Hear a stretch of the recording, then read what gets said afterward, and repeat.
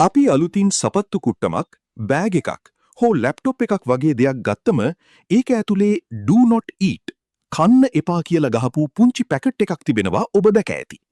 අපි හැමෝම හිතන්නේ මේවා ඇල්ලුවත් මැරෙන දරුණු වසක් කියලයි. ඒ නිසා දැක්ක ගමන් විසි කරනවා.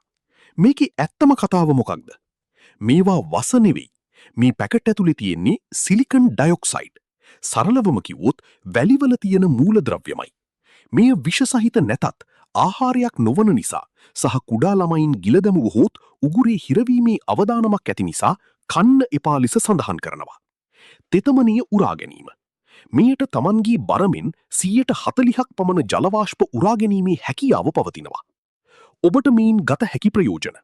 වතුරට වැටුණු ෆෝන් බේරා ගැනීමට.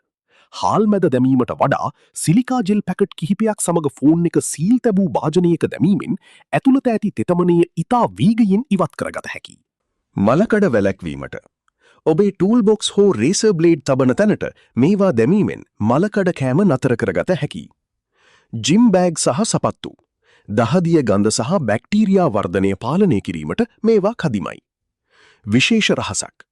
මේ පැකට් එක දිගට පාවිච්චි කරනකොට තෙතමනය පිරී එහි ක්‍රියාකාරීත්වය අඩු වෙනවා.